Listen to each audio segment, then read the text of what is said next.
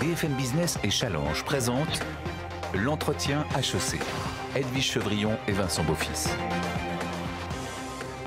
Bienvenue dans l'entretien HEC. Vous savez, on est ensemble pendant 1 heure. L'idée, c'est de faire repasser son grand entretien à un dirigeant ou une dirigeante d'entreprise. 1 heure avec Vincent Beaufils, que je salue. Bonsoir Vincent. Bonsoir. Directeur de la rédaction de Challenge. Les entretiens HEC, c'est évidemment avec HEC. C'est avec Bain, le cabinet de stratégie. Et puis, on va peut-être pendant 1 heure essayer de mieux comprendre qu'est-ce qui fait avancer ce dirigeant. Le dirigeant, aujourd'hui, c'est le président du leader mondial des pneumatiques, Florent Menegaux, le président de Michelin. Merci Edwige. Et donc cet entretien est une interview multicanale puisque elle paraît à la fois dans le Challenge, le print, mais aussi dans le digital sur les sites de BFM Business et de Challenge. Et puis grâce à la magie du numérique, il y a des replays quand on veut. Et en plus, plusieurs fois selon les week-ends sur BFM Business également. Florent Menegaux, bonsoir ou bonjour. Bonsoir ou bonjour, Edwige Chevrillon. Merci d'être avec nous. On va quand même rappeler que Michelin, c'est 20 milliards d'euros de chiffre d'affaires. C'était en 2020. Il faut dire que la crise est passée par là. Pour 2021, vous avez d'autres ambitions. C'est 123 000 employés de par le monde, et notamment en France. Et bien sûr, vous avez votre site à Clermont-Ferrand. Cette émission, cet entretien d'HEC, il est divisé en 4 grosses parties. Il y a une partie qui est sur l'actualité, il y a une partie sur le business vraiment du groupe Michelin. Et puis, il y a le Bain qui viendra nous donner sa vision stratégique de votre industrie.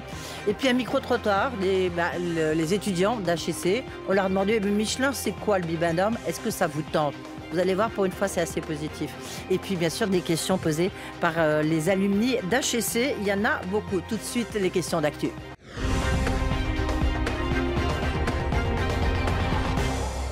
Alors, Florent Menegaux, vous avez pris vos fonctions il y a exactement 2 ans, juste au moment où effectivement nous sommes entrés dans cette crise de pandémie. Et en parallèle, il y avait cette incroyable transformation de l'industrie. Après un plongeon qu'on n'avait jamais connu dans l'automobile, est-ce que vous avez le sentiment, cette fois, que le marché reprend, qu'on est sorti de la crise ? Oui, merci de le rappeler. Alors, heureusement, j'avais quand même été bien préparé pour ma prise de fonction, ce qui fait que quand nous sommes rentrés dans la crise, nous avons pu faire face très correctement. Mais la crise a été quand même sévère. Il faut se rappeler que, je le rappelle, au mois d'avril 2020, nous avions une perte de 75% de notre chiffre d'affaires, donc les 3/4 de notre chiffre d'affaires en Europe. Donc, c'était assez considérable comme impact. Donc oui, alors après chaque crise, j'ai appris dans mon expérience professionnelle qu'il y avait toujours une reprise. Et là, la reprise, on la voit arriver assez fermement. Le monde reprend son activité et la mobilité reprend son juste cours. Et à quel moment on va retrouver précisément les immatriculations de 2019 ? Alors, nous avons établi que notre sortie de crise serait... on serait au rythme de 2019 dans le second semestre 2022. Aujourd'hui, on a une reprise qui est plus forte que ce qu'on avait prévu, mais on n'est pas encore sur le chiffre d'affaires au niveau de 2020. Justement, comment Michelin a affronté cette crise sanitaire? Donc, je le disais, un chiffre d'affaires qui a été en repli de 15%. Mais comment vous l'avez affronté? J'ai envie de dire presque personnellement. Eh bien, en fait, au moment où la crise s'est imposée, elle a démarré pour nous dès la fin 2019 en Chine. Donc, on a commencé à voir que les choses étaient sérieuses dès janvier 2020. Et ensuite, quand ça a commencé à se répandre en Europe et dans le reste du monde, on a su qu'on était rentré dans une crise qui serait beaucoup plus sévère que ce qu'on imaginait à l'époque. Et donc, moi, j'ai eu comme priorité, d'assurer la sécurité et la santé de tous nos salariés. Et donc, c'est pour ça d'ailleurs que Michelin a arrêté ses usines plus tôt que tout le monde, parce qu'on a compris très vite que la crise serait importante et qu'il fallait qu'on se mette en disposition dans nos usines. Et la deuxième priorité, c'était d'assurer que le groupe, financièrement, serait capable d'affronter une crise extrêmement majeure. Et nous sommes rentrés dans la crise, et puis finalement, ces 2 mesures très simples ont permis à toute l'entreprise de se mobiliser, et nous avons passé cette crise je pense, dans les meilleures conditions possibles. Une reprise qui est forte, certains voudraient la voir encore plus forte. Il y a évidemment toujours cette épée de Damoclès de la crise sanitaire. Florent Menegaux, la question qu'on peut se poser, c'est où est-ce que ça reprend beaucoup? On est en France, mais évidemment, vous êtes dans le monde entier. Où est-ce que vous voyez les signaux les plus positifs? Alors la Chine, dès le mois d'avril 2020, est repartie sur un rythme supérieur à 2019. Donc la Chine est déjà dans un mode de croissance élevé et la Chine aura une croissance très forte en 2021. On voit l'Amérique du Nord repartir assez vite. L'Europe a une reprise assez vigoureuse et on voit les pays plutôt du Sud, donc l'Inde, l'Afrique, Moyen-Orient et l'Amérique du Sud, souffrir plus des effets du Covid. Et donc on a une reprise qui sera plus lente dans ces pays-là à cause de ça. Et on n'est pas encore sorti de la crise. C'est-à-dire qu'on parle beaucoup de reprise, mais il faut se rendre compte que le monde est encore dans une période de Covid intense. Mais Florent Menegaux, il y a des signes. Par exemple, ce déjeuner que vous avez eu il y a quelques jours avec le président Macron, avec 6 autres leaders de l'industrie et de la finance, montre qu'on réfléchit au monde d'après, à la sortie. Que vous a dit le président? Et vous, qu'est-ce que vous lui avez dit? Je crois que vous avez parlé d'un risque de colère. Alors, colère sociale, oui. Oui, je ne vais pas divulguer ce qui était une conversation privée avec le président. Par contre, je peux vous dire ce que je lui ai dit et quel était mon sentiment, puisqu'on m'a posé la question, en disant que je pensais que les fondamentaux de l'économie étaient sains, qu'il ne fallait pas avoir peur de la croissance, qu'il fallait plutôt aider à réglementer et réguler les règles du jeu au niveau international, et puis qu'il fallait mettre en place des réglementations qui permettaient d'avoir une croissance moins impactante, mais la croissance est nécessaire pour faire face à la croissance de la population. Et la deuxième chose que je lui ai dite, c'était de dire, à travers cette crise, on se rend compte que le fossé social peut s'être accentué et même dans ces questions écologiques, il peut y avoir une très grande disparité entre des gens qui peuvent se payer une transition écologique et des gens qui ne peuvent pas se la payer. Et ça, c'est une préoccupation forte. Et donc, je lui dis qu'il était très important dans cette période-là de faire preuve de beaucoup d'attention à ces questions-là.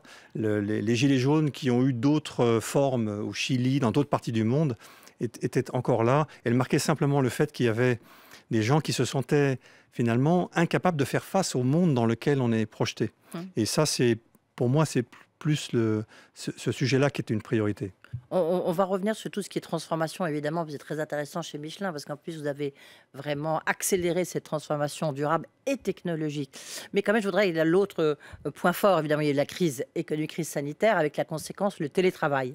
Comment ça s'est passé, le télétravail, j'ai envie de dire, vu de Michelin, de Clermont-Ferrand, comment ça s'est passé?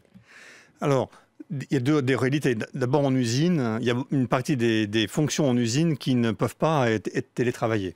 Donc, ces fonctions de production, il a fallu, une fois qu'on a mis en sécurité le personnel, les reprendre le plus vite possible. Par contre, toutes les fonctions administratives ont pu être télétravaillées. Et donc, au début, on a systématisé le télétravail. Et puis, progressivement, on s'est rendu compte que les personnes vivaient ce télétravail différemment. Et qu'il fallait finalement être plus souple. Et donc, à partir du moment où dans les lieux de travail, on était en sécurité sanitaire, on avait des masques, du gel, les distanciations de sécurité, les protocoles sanitaires qu'il fallait, on pouvait finalement faire revenir les personnes au bureau qui en avaient le plus besoin. Si vous voulez faire de la création, si vous voulez créer la relation entre les personnes, être présent physiquement, c'est mieux. Et là, au moment où nous nous parlons, le contact physique que nous avons, il est beaucoup plus puissant que le contact qu'on peut avoir à travers un écran. Si on faisait le même exercice par écran, il serait différent. Ouais. Alors je reviens une seconde quand même sur ce qui s'est passé ces jours derniers, puisque le président de la République a reçu aussi un rapport de Jean Tirole et d'Olivier Blanchard, dans lequel il se pose la question des emplois, et avec cette phrase très forte, il faut stopper la dangereuse hémorragie des emplois de qualité. Et est-ce que, avec votre plan social que vous avez lancé en France au début d'année, vous avez pas le sentiment que vous êtes un petit peu concerné par ce genre de remarques qui viennent non pas du président, mais des économistes qui ont remis ce rapport au président? Oui, la question des restructurations, des plans sociaux est une question très importante. Et d'ailleurs, c'est une décision qu'on prend toujours en dernier recours quand on est un industriel ou un entrepreneur. Donc, par contre, il faut comprendre qu'une industrie, une entreprise, c'est un organisme vivant qui doit s'adapter en permanence à son environnement. notre environnement, il bouge considérablement. Donc, imaginez qu'une activité qui pouvait fonctionner il y a 50 ans puisse encore fonctionner. Ça peut le faire dans certains cas et ça peut ne pas le faire dans d'autres cas. Là, c'est comme 10% de vos effectifs en France. Hein. Oui, mais ce qui est très Et important, c'est pas le premier, c'est pour ça. oui, mais ce qui est important, c'est de dire qu'au même moment, on investit massivement dans l'hydrogène, on investit massivement dans les imprimantes 3D, on investit massivement dans le digital, on investit massivement dans d'autres activités qui vont générer des centaines d'emplois et des milliers d'emplois dans les années qui arrivent. Et des emplois de qualité, De qualité. Je reprends le terme. Exactement, parce que c'est des emplois à très forte valeur ajoutée. Et donc derrière, il faut concevoir que l'industrie et Michelin notamment sont des organismes vivants. Il faut les laisser s'adapter, se structurer. Par contre, ça ne veut pas dire qu'on quitte la France. Au contraire, on investit massivement en France. Justement, c'est l'affaire, enfin, entre guillemets, Bridgestone a démontré que c'était très difficile de fabriquer en France des pneus qui coûtent pas cher. Est-ce que ça veut dire que vos principaux concurrents aujourd'hui, ils sont asiatiques et ils sont chinois, japonais, et parce que eux, ils peuvent fabriquer à bas coût? Notre industrie dans le pneumatique est une industrie qui est mondialisée depuis de nombreuses années et le mouvement d'un certain nombre de pays en Europe n'est pas nouveau. Nous faisons face à une concurrence mondiale énorme. Alors aujourd'hui, Michelin a encore 14 usines en France. Hein. Nous fabriquons des câbles, on ne le sait pas, mais on fabrique des câbles de très haute technologie, on fabrique des pneumatiques de très haute valeur ajoutée, les pneus de compétition, les pneus pour des véhicules haut de gamme, des pneus pour véhicules électriques. Nous fabriquons énormément de choses en France parce qu'il y a de la valeur ajoutée qui peut être extraite. Et puis on a la chance en France d'avoir de très belles infrastructures, d'avoir des gens qui sont très qualifiés. Et puis, c'est notre histoire, la France. Donc, on est toujours présent en France. Alors, Florent Menegaux, on va avoir maintenant le brief de Bain et les questions business.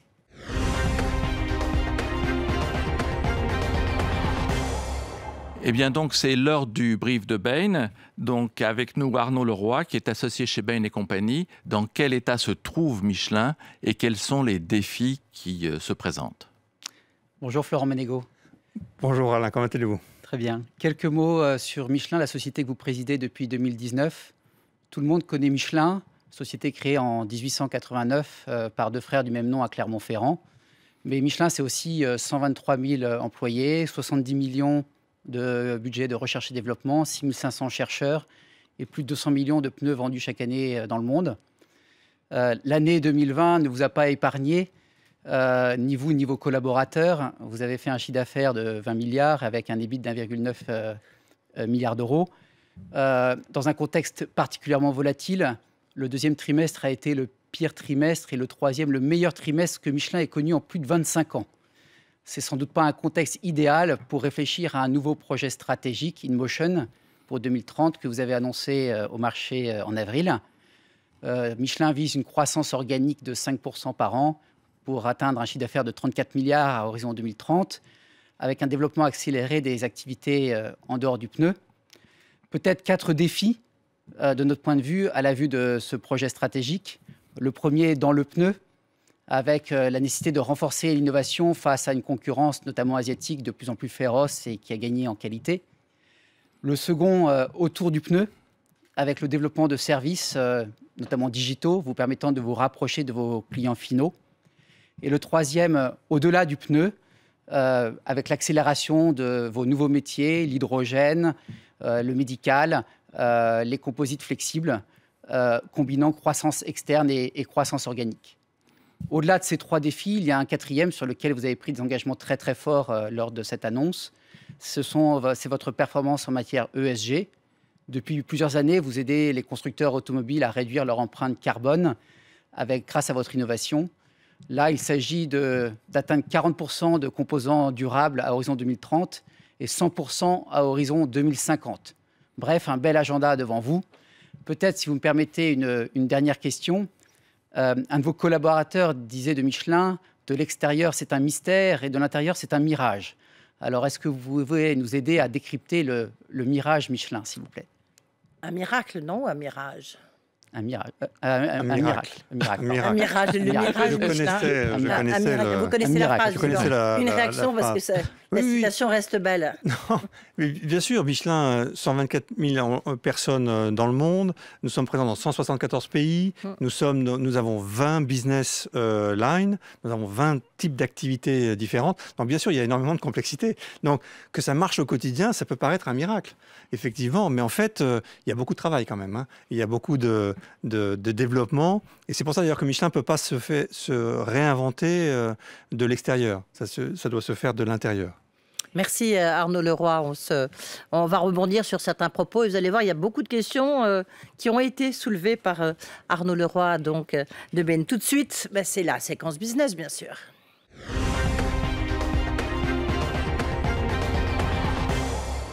Florent Menegaux, la question business, il y a beaucoup de points parce qu'il y a tout le côté électrique. Moi, je voudrais quand même revenir sur un petit point. Est-ce que vous pensez qu'on peut réindustrialiser la France aujourd'hui ? Pour reprendre ce que disait tout à l'heure Vincent Beaufils, est-ce que vous pensez que c'est possible aujourd'hui sans, j'ai envie de dire, licencier tous les gens qui n'ont pas de formation et en restant un pays que de gens extrêmement qualifiés ? Alors, la réponse directe et rapide, c'est oui, bien sûr. Je ne parlerai peut-être pas de réindustrialisation, mais d'industrialisation et d'investir dans des technologies d'avenir. Oui, bien sûr, la France a beaucoup d'atouts. La France a une très belle infrastructure, a des personnes très qualifiées, a une histoire, un savoir-faire cumulé qui est considérable. Donc, la France a énormément d'atouts.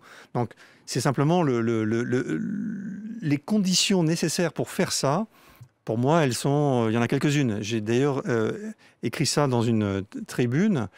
Et la première, c'est d'avoir une vision stratégique. C'est très important de choisir nos champs de bataille. Et en France, comme donc la France dans l'Europe, et puis l'Europe dans le monde. Donc, et la France toute seule ne réussira pas. La France réussira dans l'Europe, et l'Europe est la seule entité réellement de taille à faire face à la Chine et aux États-Unis. Ça, c'est la première condition. La deuxième condition, c'est de travailler sur toute la chaîne autour des technologies d'avenir. Et donc, il y en a différentes. Ça va de l'intelligence artificielle aux imprimantes 3D, en passant par l'espace et puis d'autres. Et alors, Florent Menegaux, vous avez justement, par rapport à ces technologies d'avenir, présenté un ambitieux plan de transformation à l'horizon 2030. Et pourquoi vous avez décidé qu'à cet horizon-là, il y aura 30% de votre chiffre d'affaires qui sera fait en dehors, effectivement, des pneus, alors qu'aujourd'hui, il n'y a que 5%. Comment comptez-vous y arriver en, finalement, une demi-génération ? D'abord, c'est un retour aux origines. Il faut savoir que les origines du groupe Michelin n'étaient pas dans le pneumatique. Nous faisions des tas d'autres choses. Et nous sommes concentrés à un moment dans le pneumatique parce qu'il y avait énormément de croissance disponible. Pendant une dizaine d'années, nous n'avons pas connu de croissance. Et ça, c'était un signal que l'environnement concurrentiel s'était durci, que les marchés mondiaux étaient plus difficiles.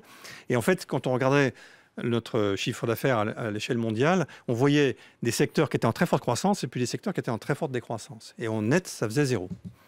Et on a regardé tous nos savoir-faire. Et en faisant ce travail, on s'est rendu compte que nous avions des savoir-faire très intéressants dans des technologies sur lesquelles on n'attend pas Michelin et qui peuvent être très impactantes pour nos clients et pour la société de demain.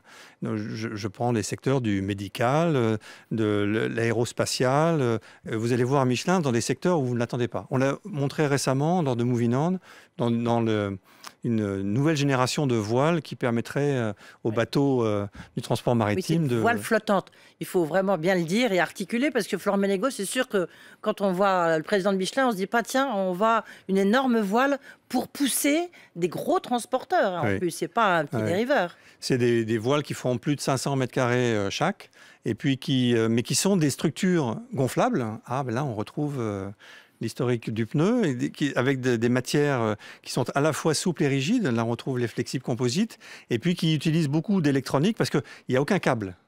Donc tout est géré électroniquement. L'orientation de la voile par rapport au vent se gère électroniquement. On la voit derrière vous. On la voit derrière, voilà. C'est étonnant parce que pour les téléspectateurs, on a l'impression que c'est une forme de bibendum effilé. Oui. Voilà, c'est bibendum qui se transforme. Bibendum, c'est le symbole de la mobilité. Et on voulait montrer à travers ce type d'innovation que Michelin était capable d'être dans d'autres modes de mobilité où on ne l'attendait pas. Mais vous allez vraiment le faire? Ah ben pour l'instant, on est très, très décidé à le faire. Alors bien sûr, il faut que, pour que ça fonctionne, il faut qu'il y ait des gens qui soient disposés à l'acheter. Ouais. Mais on a Michel Desjoyaux qui a l'air d'être très enthousiaste et qui veut construire un bateau. On va faire un premier prototype pour un bateau qui va bientôt traverser l'Atlantique. Vincent. Alors, on l'évoquait tout à fait au début de cette émission, vous avez une industrie en pleine transformation et effectivement, le moteur thermique va être abandonné justement dans ces 10 ans qui viennent. On ne sait pas si ça va être 2025, 2030. Et vous êtes tout à fait déviant dans cet environnement. Vous dites d'une certaine façon et assez avec force que la batterie, c'est une impasse. Pourquoi ? Et donc l'hydrogène est la solution, quoi. L'hydrogène est une solution indispensable et très complémentaire de la batterie. Mais pourquoi la batterie est une impasse ? Parce que la batterie à très grande échelle, et là on parle d'une volumétrie considérable pour faire toute l'autonomie dont la mobilité a besoin. Pour transformer un parc de véhicules à cette vitesse-là, il va falloir une quantité de batteries absolument phénoménale. Et ces batteries, aujourd'hui, la technologie fait que ces batteries, elles sont limitées en capacité, elles sont limitées en densité, elles consomment beaucoup de matériaux rares.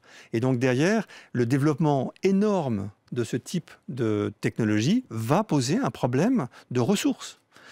Très, très net. Et les technologies, quand on vous dit qu'on sera capable de recharger un plein en 10 minutes, nous, on pense que ce n'est pas avant l'horizon 2040 que ça sera possible. Donc, vous aurez des problèmes d'engorgement. Imaginez le départ en vacances avec que des véhicules à recharge batterie. Eh bien, déjà, vous avez des queues extrêmement longues quand il s'agit de faire un plein et ça dure quelques minutes.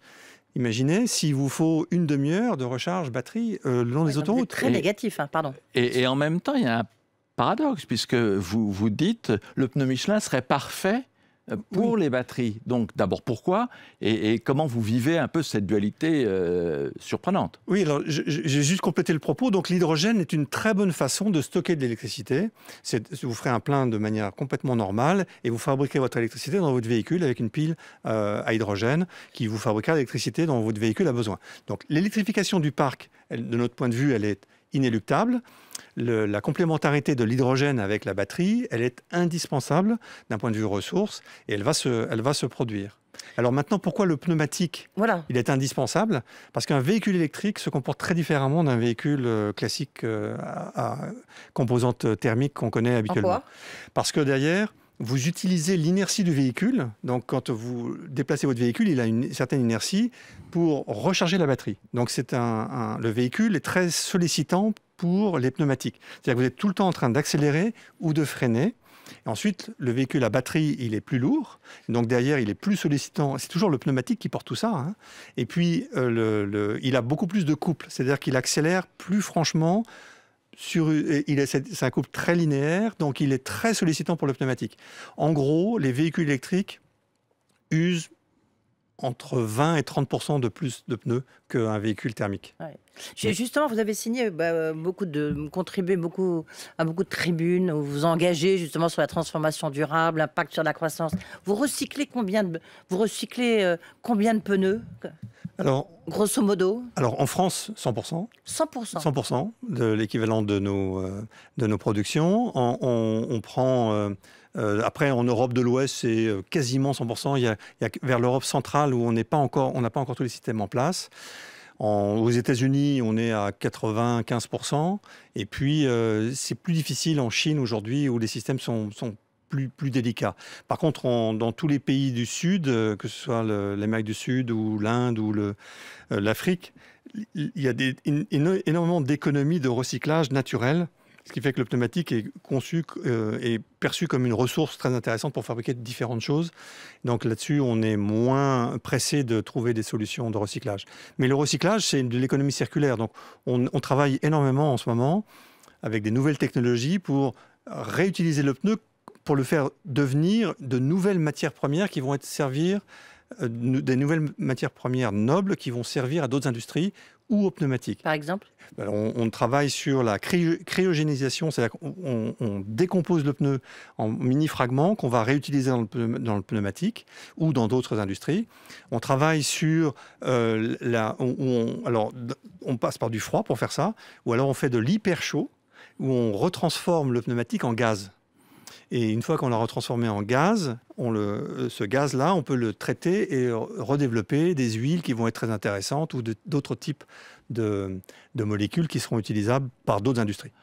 Au début du mois de juin, vous avez eu votre grand événement qui était classique, mais que là, vous avez fait depuis plusieurs pays du monde, au Canada, Singapour et bien sûr en France, qui s'appelle donc Moving On. Et en parallèle de ça, vous avez créé une coalition avec une dizaine de grands patrons français, étrangers, pour promouvoir quoi? Une industrie différente, une industrie propre, un capitalisme responsable. Je dis ça parce que les coalitions de patrons, en ce moment, ça foisonne.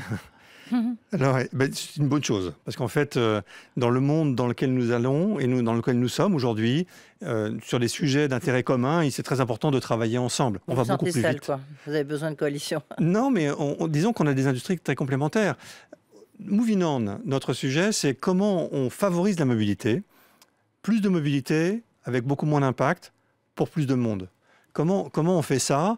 Eh bien, il vous faut des pneumaticiens, mais il vous faut aussi des constructeurs de voitures, il vous faut aussi des personnes qui fabriquent des logiciels digitaux, il vous faut des banques pour financer, il vous faut toutes ces personnes-là. Michelin n'a pas tous ces savoir-faire. Et donc, au sein de Moving On, pour accélérer le déploiement de ce type de technologie, eh bien d'ailleurs, on prend différentes industries qui vont contribuer positivement à développer cette nouvelle mobilité. Juste une petite question avant d'aborder la deuxième partie de cet entretien HEC. Le pneu sur lequel vous travaillez en ce moment, il est comment? Il est très différent de celui d'aujourd'hui? Oui, tout à fait. C'est un pneu qui va vous dire comment il se sent, comment il s'appelle. Il va vous dire si vous le conduisez bien ou pas bien, ou comment il aimerait que vous le traitiez. Il sera composé de matériaux 100% durables, c'est-à-dire que en fin de vie, le pneu n'aura aucun impact sur la nature. Il sera bien sûr connecté, et puis il ne crèvera plus, et puis vous pourrez le recharger uniquement pour votre besoin. Et alors il sera quoi? Un peu, beaucoup ou passionnément plus cher? Oui, voilà. Eh bien, tout l'enjeu, c'est d'arriver à avoir la même performance, un coût équivalent, et de le faire grâce à la technologie. Et je pense que c'est possible. Sacré défi.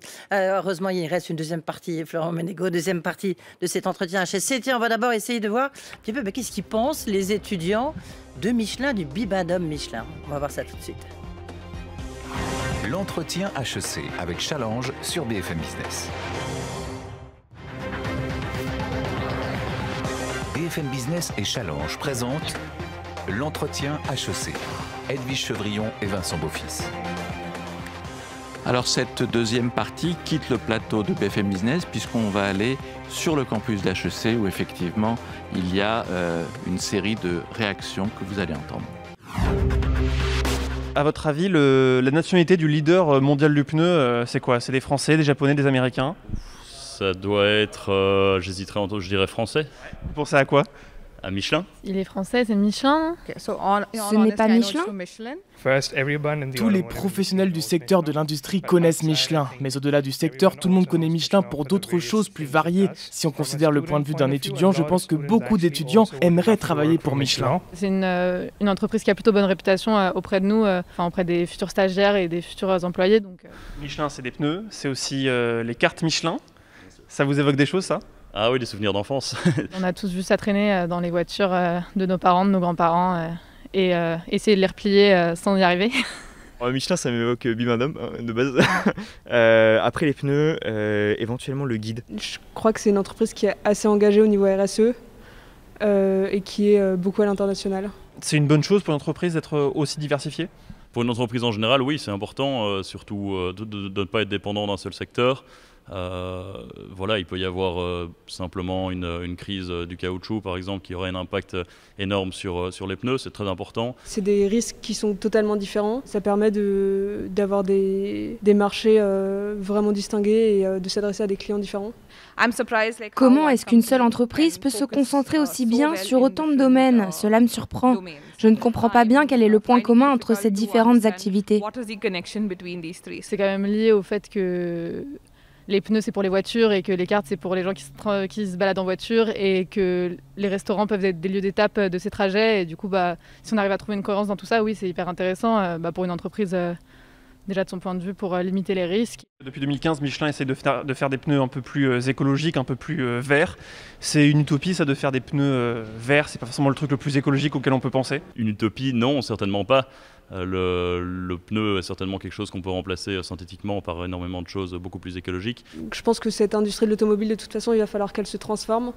Donc c'est une bonne chose que des grosses entreprises comme ça qui ont des moyens puissent s'attaquer à ces défis et c'est, je pense, de là que vont venir les solutions. Malheureusement, j'aurais tendance à dire que l'industrie du pneumatique, même si elle est polluante, elle n'est pas destinée non plus à être arrêtée pour des raisons écologiques, pour des raisons économiques. Dans un véhicule, ce qu'on change le plus souvent, c'est les pneus et les plaquettes de frein. Donc si Michelin est en train de créer un pneu plus vert, je trouve cela fantastique, car l'impact écologique de l'industrie automobile est énorme.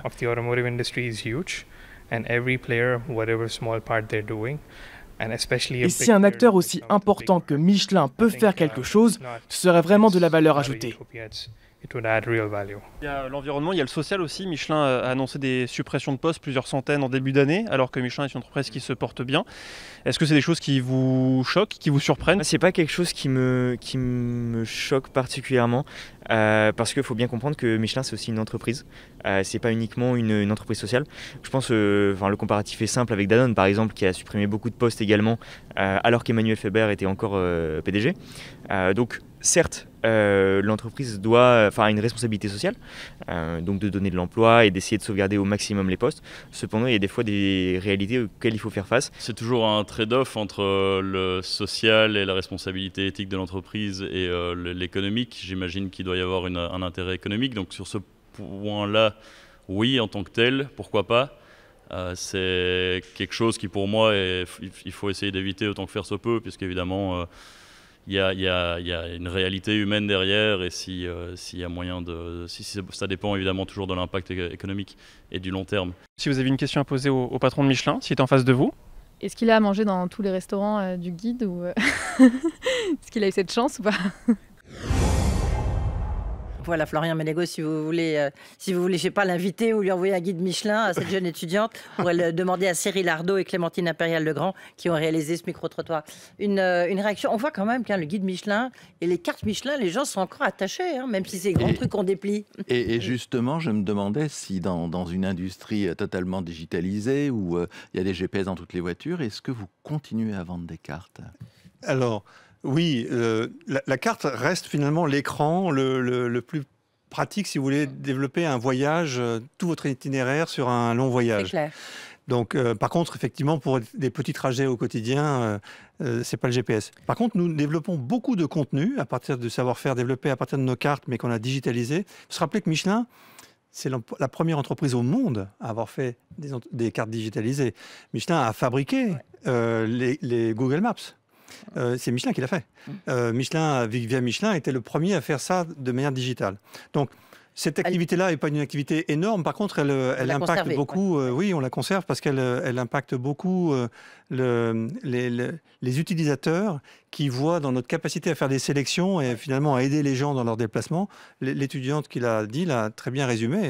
Plutôt une bonne image, cela dit. Vous avez plutôt une bonne image de Michelin. Écoutez, je suis ravi que nous ayons cette image et puis je trouve qu'ils sont très au courant de ce qui se passe chez Michelin, donc c'est très bien. Oui, absolument. Allez, maintenant, c'est notre partie importante de cet entretien HEC, c'est face aux HEC.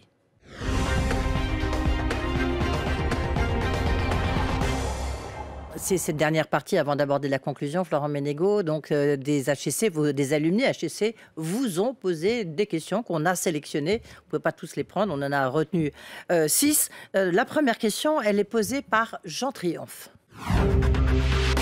Bonjour Florent Ménégo, Jean Triomphe, président du groupement HEC Automotive. Ma question sera assez simple.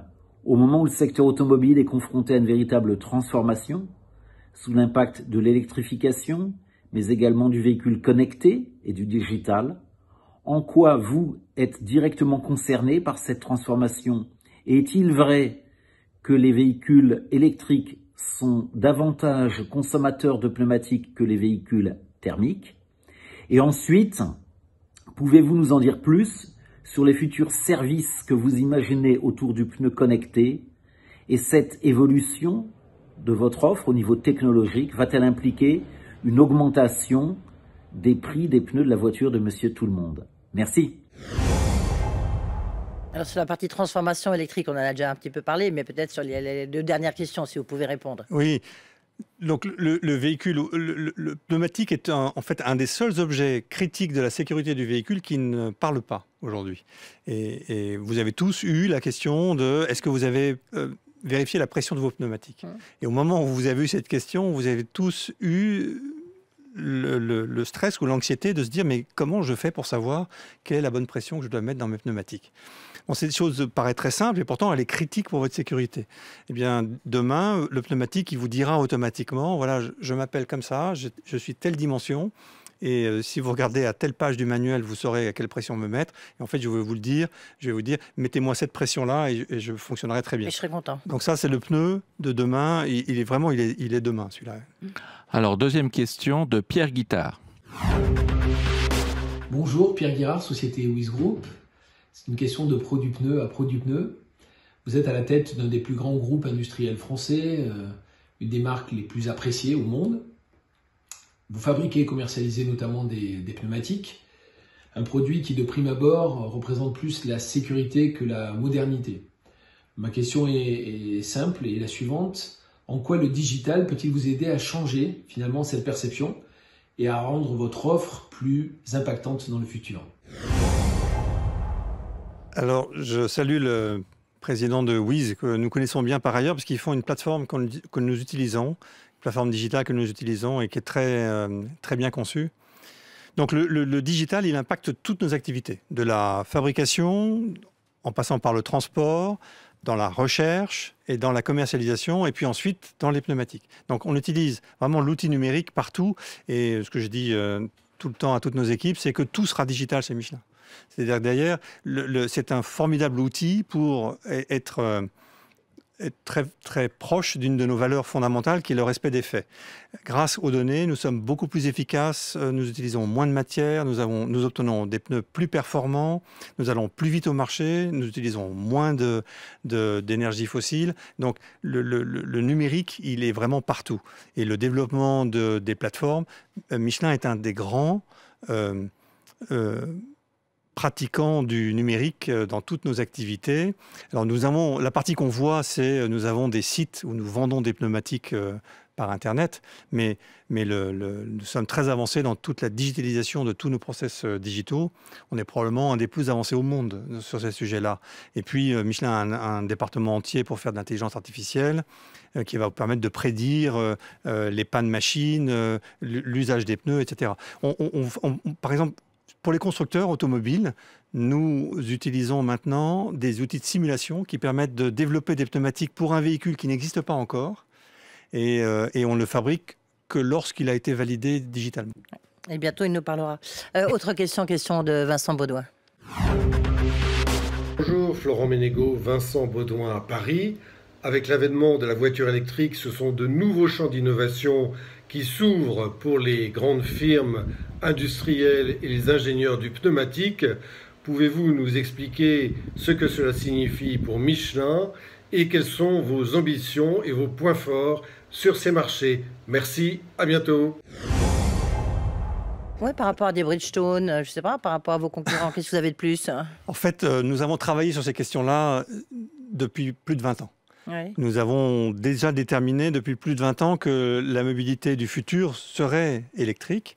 Donc on a travaillé non seulement sur les technologies électriques à travers les piles à hydrogène, mais en plus sur des pneumatiques qui sont ce qu'on appelle basse résistance au roulement. C'est-à-dire qu'ils nécessitent moins de carburant quand c'est en fossile, ou ils augmentent l'autonomie pour être parfaitement sûrs. Et en plus de ça, les pneumatiques Michelin, ils durent beaucoup plus longtemps que tous les autres pneus. Et donc, sur un véhicule électrique, le cahier des charges d'un pneu pour un véhicule électrique, c'est un pneu Michelin. Et nous sommes les seuls à avoir développé ces technologies aujourd'hui par rapport à tous nos concurrents. Donc tous nos concurrents, ils ont les technologies, le grand concurrent japonais a la technologie. Par contre, il ne l'a pas mise en œuvre aujourd'hui. Nous, on l'a déjà fait. Florent Ménégo, nous avons une 4e question de Noémie Escat. Bonjour, Noémie Escat, responsable opération. Michelin fait partie des quelques grands groupes français ayant fait le choix de défier la forte centralisation en Île-de-France en conservant, entre autres, son centre de technologie en Auvergne. Dans le cadre de la diversification de ses activités, pourriez-vous nous expliquer comment Michelin participe à construire des nouveaux pôles de compétitivité et quelles sont les actions conjointes entreprises avec la région Auvergne-Rhône-Alpes? Merci. Alors j'aime beaucoup cette question parce que Michelin est une entreprise des territoires. C'est pour ça qu'on l'a choisi. Merci, merci. Michelin est vraiment ancré dans les territoires et une usine de pneumatiques, elle est toujours dans un territoire. Et le siège de Michelin, comme son centre de recherche, sont à Clermont-Ferrand pour des raisons historiques et puis aussi parce que derrière, on peut très bien diriger les activités dans le monde à partir de Clermont-Ferrand. Alors, concrètement, ça se traduit par quoi? C'est-à-dire que nous avons toujours, dans tous les endroits dans lesquels nous sommes, une relation très étroite avec les autorités départementales, régionales quand elles existent, ou nationales.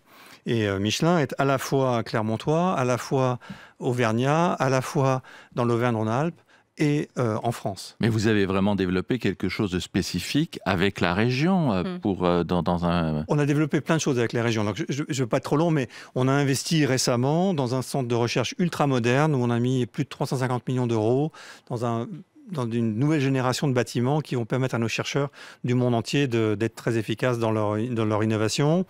Nous avons développé notre nouvelle pile, nouvelle génération de piles à hydrogène dans une usine qui sera dans la banlieue lyonnaise à travers une co-entreprise que nous avons fabriquée avec Forestia. Symbio, oui. Symbio. Nous avons dans Clermont-Ferrand une usine, une des premières usines du groupe qui s'appelle, dans le petit nom est Catarou, qui va se transformer en un pôle de technologie sur les biomatériaux durables, qui va se transformer en pôle digital et en manufacture des talents, c'est-à-dire qui va s'occuper d'entretenir le développement des talents des 125 000 collaborateurs de Michelin et en même temps de permettre à toutes les ETI, PME, PMI autour de nous de pouvoir disposer d'outils de formation ultra performants. Vous avez juste un petit point. Vous avez encore combien d'usines en France? 14. 14. Et vous allez rester à 14? Ça dépend des conditions de marché. On en ouvre, on en ferme, on restructure les activités, mais aujourd'hui, on n'a pas de plan précis, mais je ne prends jamais d'engagement définitif sur cette question-là, parce que d'abord, c'est une question très sérieuse et très grave, et ensuite, derrière, je ne sais pas comment les marchés vont évoluer. Michelin s'adapte en permanence. Michelin n'abandonne jamais la France, et je voulais rappeler quand même quelque chose que je n'ai pas eu le temps de dire, mais je voulais rappeler quand même. Nous faisons des restructurations responsables. C'est-à-dire que chaque personne qui est concernée par une restructuration, chaque personne est suivie individuellement. On lui propose un projet professionnel, d'abord chez Michelin, si possible chez Michelin. Si la personne ne le souhaite pas, ensuite on l'accompagne dans ce développement professionnel. Sur plus de 3 ans, c'est-à-dire qu'une personne qui est concernée par une restructuration peut toujours revenir chez Michelin si le job qu'elle a trouvé ne lui convient pas. Et le deuxième engagement que nous prenons, c'est de revitaliser au moins autant d'emplois que ceux que nous avons détruits sur un territoire donné. Et nous l'avons toujours fait. Et nous avons donc recréé des dizaines de milliers d'emplois là où on en avait détruit des dizaines de milliers. Donc derrière, nous on est sur le zéro net en termes d'emploi depuis des années. Avant-dernière question, parce que la dernière, je l'ai laissée à Vincent Beaufils, vous allez comprendre. Julien Lossier. Bonjour Monsieur Ménégo. Vos équipes ont développé des scénarios pour un futur durable, pour adapter votre stratégie et vos innovations à la crise climatique, à la crise des ressources, à la crise de la biodiversité. Mais vos clients n'en sont pas là. Comment est-ce que vous pouvez aujourd'hui accompagner les constructeurs vers des gabarits plus légers, les transporteurs vers plus d'économies de fonctionnalité et les miniers vers plus de décarbonation? C'est une question de choix de clients. Comment portez-vous la responsabilité du choix des clients quand ceux-ci sont en porte-à-faux avec votre stratégie? Bonne question, hein, celle-là. Est-ce que vous allez dire, non mais toi, je ne veux pas te donner de pneus parce que tu es trop polluant? On ne choisit pas réellement nos clients, mais par contre, on promeut très fortement nos innovations partout et en permanence. Et on est toujours une force de proposition. C'est d'ailleurs pour ça que beaucoup de nos clients aiment travailler avec nous, parce que derrière, ils savent qu'ils ont en face d'eux un fournisseur qui sera extrêmement diligent dans son innovation. Et on est toujours en avance de phase. Alors quelquefois, quand on est trop en avance de phase, il faut attendre longtemps. Les pneus qui font consommer moins de carburant, on les a développés dès 1992. Au moment où on les a développés, je me rappelle d'une émission de télévision célèbre de l'époque qui disait « Mais qu'est-ce que c'est que cette bêtise ?» Or, un pneu, c'est 1 plein sur 5. Un plein sur 5 dans votre voiture, c'est uniquement le pneu qui le fait consommer. Et donc, il y a un impact très important de la consommation du pneumatique. Sur un véhicule électrique demain, le pneumatique, il va vous faire économiser du poids de batterie ou augmenter votre autonomie. Et ça, c'est des technologies sur lesquelles les constructeurs peuvent mettre du temps à les adopter, mais progressivement, ils se rendent compte de l'intérêt. Alors, Florent Ménégo, la dernière question des alumni HEC d'Antoine Bully. Bonjour Monsieur Ménégo, je suis Antoine Bully, General Manager de Lime à Paris. Et j'avais une question, Michelin investit beaucoup dans l'hydrogène. Est-ce qu'il est prévu de développer des trottinettes à hydrogène Michelin, bien sûr avec des pneumatiques de la marque? Merci beaucoup. Trottinette à hydrogène pour Vincent. Qu'est-ce que vous en pensez, Florent Ménégo? Alors aujourd'hui, nous ne travaillons pas trop de Lime, hein, il faut dire. Bon. Oui, aujourd'hui, nous ne travaillons pas sur cette technologie, mais j'ai vu des personnes qui fabriquent ce type de technologie. C'est de la miniaturisation de piles à hydrogène. Aujourd'hui, on n'est pas sur ce créneau-là. On travaille plutôt sur des gros engins jusqu'à la voiture, mais on n'est pas sur la trottinette.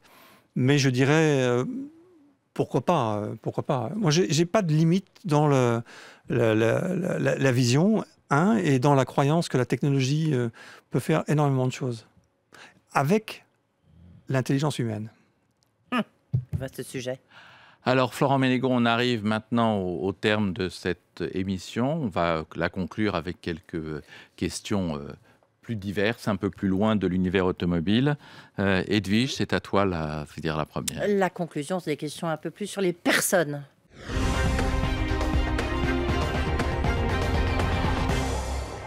Alors, on a vu qu'il se passait beaucoup de choses au niveau de la gouvernance, malgré tout, de groupe Michelin. Et le dernier membre direct de la famille Michelin, qui est en plus là depuis des années, Michel Rollier, a donc quitté, a tiré sa révérence. Et c'est une femme, Barbara Dalibard, mais on va y revenir, qui a pris sa succession. Qu'est-ce que ça veut dire? Parce que Michel Rollier, il est arrivé après cet élément dramatique de la mort d'Édouard Michelin. Il a tenu le groupe, il a nommé Jean-Dominique Sénard, qui lui-même vous a nommé, donc c'était un pilier. Est-ce que ça veut dire que la culture familiale qui incarnait un peu Michelin est en train de disparaître, et après tout, c'est l'évolution normale? Les valeurs qui ont fait le succès de Michelin et la culture de Michelin restent intactes. Par contre, Michelin est une entreprise moderne qui s'adapte en permanence à son environnement. Et c'est ça le secret de la longévité. Ça fait 130 ans que Michelin existe. Et là, vous ne répondez pas à ma question. Michelin existera dans les 100 prochaines années. Alors maintenant, oui, Michel Rollier est parti et il a été extrêmement impactant pour le groupe. Il a mené des transformations très fortes. Et moi, j'ai eu la chance de le côtoyer pendant de nombreuses années au sein de Michelin. Et je le remercie pour sa confiance, parce qu'il a participé à ma nomination. Le côté familial du Michelin, qui était quand même ce qui vous caractérisait, enfin du moins ce qui caractérisait le groupe, est-ce que est-ce que une page est tournée? C'est l'époque, le temps, tout ce que vous voulez. Nos valeurs, qui ont été portées par nos fondateurs, la famille Michelin, sont intactes, sont là, elles sont présentes, et il n'y a aucune raison qu'elles changent, parce qu'elles ont fait notre succès et elles feront notre succès demain. Et notre culture, elle s'adapte dans certains comportements, mais fondamentalement, elle ne change pas. Donc, mais Michelin, techniquement, n'est plus une entreprise familiale, même si ce qui nous porte, la manière dont nous fonctionnons, a beaucoup d'attributs de ce qu'on appelle une entreprise familiale. Alors, pour remplacer Michel Rollier, Edwige, il faisait allusion tout à l'heure, vous avez décidé, en tout cas les actionnaires ont décidé que ce serait une femme, Barbara Dalibard, dans le concert d'éloges qu'elle a eu dans Challenge il y a quelques semaines au moment de son arrivée. Il y avait le vôtre également. Mais est-ce que, au-delà du choix de la présidente du conseil d'administration, le fait d'avoir une femme dans cette instance, c'est quelque chose qui était important pour vous, alors que par ailleurs, il y a beaucoup de discussions sur la place des femmes dans les organes dirigeants, pas simplement dans les conseils d'administration, qui sont quand même source de discussion dans les grandes entreprises françaises. Alors Michelin était déjà en avance, puisque nous avions déjà 45% de membres féminins dans nos organes de gouvernance, notamment le conseil de surveillance. Et puis, le comité exécutif a aussi 45% de femmes. Vous êtes à 45%, parce oui, que nous avons, l'objectif sera 30 puis 40, donc ça veut dire que vous êtes très en avance. 4 femmes sur 11. Ouais. Donc, oui, on est en avance sur ça. Après, derrière, dans la pyramide, c'est plus compliqué parce qu'on a des difficultés pour attirer des femmes dans l'industrie. Maintenant, ce qui a conduit au choix de Barbara Dalibard, c'était pas tant qu'elle soit femme, ça c'est très bien, mais c'était d'abord parce qu'elle était la plus compétente. Elle avait le plus d'expérience de Michelin, elle avait été très impliquée dans l'innovation de chez Michelin, ce qui est le cœur du réacteur. C'est ça le lien entre toutes nos activités. C'est notre recherche, notre connaissance profonde des matériaux qui nous permettent de fabriquer des flexibles composites. C'est ça le cœur de notre savoir-faire, c'est ça qui tient toutes nos activités. Eh bien, Barbara Dalibard était la plus compétente. Et donc, au moment du choix de la présidence du Conseil, les membres du Conseil ont naturellement proposé sa nomination, qui était acceptée par les actionnaires, parce qu'elle était la plus compétente. Et donc, globalement, la nouvelle loi qui va maintenant dans les comités de direction, ça vous va bien? C'est pas simplement parce que vous avez déjà 40%, mais est-ce que c'est quelque chose que vous soutenez, que vous accompagnez? Sur le principe, oui, le monde, il a un peu plus de 50% de femmes et un peu moins de 50% d'hommes. Donc Michelin, qui est une entreprise mondiale, a besoin d'avoir une représentation équilibrée d'un point de vue de mixité, mais pas uniquement. La mixité est importante, mais il y a aussi toute la diversité. Les cultures, les âges, tout ça doit être représenté de manière équitable dans toute l'entreprise. Donc oui, je suis favorable à ces mesures-là, même si je n'aime pas le fait de légiférer sur des scores à atteindre. Parce qu'en fait... sinon, on ne fait pas bouger, on se retrouve à la situation d'aujourd'hui. Voilà, donc le gouvernement a pris cette décision, c'est très bien. La loi Copé-Zimmermann a fait que les choses ont bougé. On était déjà là, moi j'ai des femmes extrêmement compétentes, et c'est pas uniquement parce qu'elles sont femmes, hein, elles sont extrêmement compétentes. Ouais. Un mot pour conclure sur le mouvement MeToo et ce qui s'est passé. C'est-à-dire qu'on a vu il y a quelque temps, c'était je crois au mois d'avril, une position extrêmement forte que vous aviez eue à la suite de harcèlement. Vous aviez fait des enquêtes. Il y avait eu dans une entreprise comme la vôtre 157 signalements qui avaient été faits. Ça paraît beaucoup, mais en même temps, de votre côté, vous avez dit il y a tolérance zéro pour le harcèlement. Est-ce que c'est quelque chose sur lequel vous avez été bien entendu compris, mais est-ce que autour de vous, dans l'entreprise, c'est un message qui a été très bien reçu, notamment pour les managers, que ça mettait en difficulté? Sur le fond, oui, le message a été bien reçu. Simplement, ce qui est embêtant, c'est que je sois obligé de prendre la parole là-dessus parce que je m'adressais d'abord aux victimes du harcèlement. Le harcèlement, il a différentes formes. Il peut être du harcèlement moral ou du harcèlement sexuel, enfin, différentes formes de harcèlement. Mais toutes les formes de harcèlement sont mauvaises. C'est-à-dire que derrière, il faut les combattre. Et ce qui m'a gêné, c'était de voir qu'il y avait des victimes de ce harcèlement qui n'utilisaient pas tous les outils qu'on a mis à disposition de chacun pour qu'ils puissent exprimer les difficultés qu'ils rencontraient. Et donc mon message, c'était pour dire aux gens, exprimez-vous, vous serez protégés. Et depuis que j'ai exprimé ce message, il y a beaucoup plus de gens qui s'expriment. Alors maintenant, c'est compliqué parce qu'il faut distinguer le harcèlement de l'exigence. Et donc là, il peut y avoir à certains moments des personnes sur lesquelles on exerce de l'exigence et qui considèrent ça comme du harcèlement. Donc ce sont des questions complexes. Par contre, pour moi, c'est insupportable d'avoir un décalage entre nos valeurs et puis le comportement dans l'entreprise. Maintenant, nos managers, ils sont soumis à beaucoup de stress. Et la vie moderne nous soumet à beaucoup de stress. Et donc, il faut aider nos managers, et on met en place tous les outils pour aider nos managers aussi à faire face à ce stress sans que ça s'exerce au détriment de la santé morale ou physique des individus qu'ils managent. Grand enjeu d'aujourd'hui. Merci beaucoup, Florent Menegaux, d'avoir accepté de participer à cet entretien HEC. Merci. Merci à vous. L'entretien HEC avec Challenge sur BFM Business.